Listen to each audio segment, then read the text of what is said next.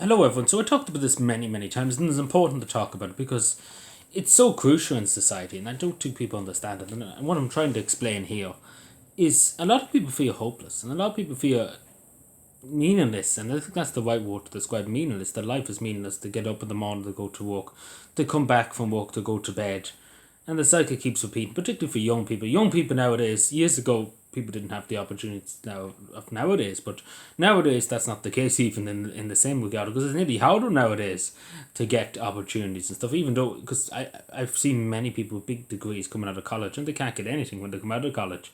But for a lot of young people particularly, it's hopelessness because they don't see a future, and I think that's the most upsetting thing to see, because we're seeing people in their 20s, in the prime of their lives, being depressed, being very upset, being worried, and I think that's the main way to describe being worried about the future.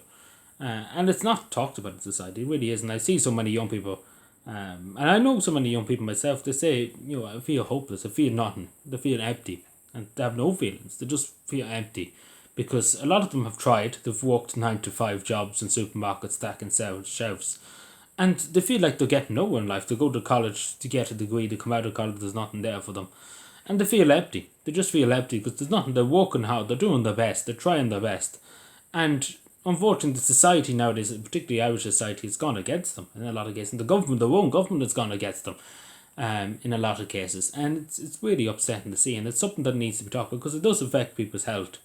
And it does affect people's well-being, and I think that's something that's understated nowadays, that people's well-being is in the toilet in a lot of cases, particularly young Irish people, because society's just so fucked up, and excuse my language, but that's pretty much sums the whole lot of it up, because it's all just fucking bureaucracy and bullshit, and that's pretty much what it is in a lot of cases with these CVs and other kind of fucking shit. And not to mention the Irish state doesn't give a shit, because this, take for example, we're just looking at the recent dole figures, people on social welfare.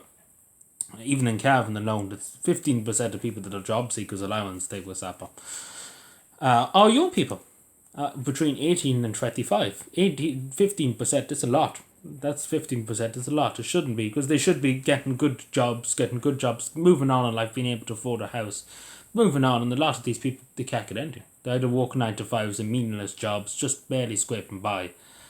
And unfortunately, in a lot of cases, they're nearly better off in the door because they get a bit more than what they would get if they were working 9 to 5, busting themselves.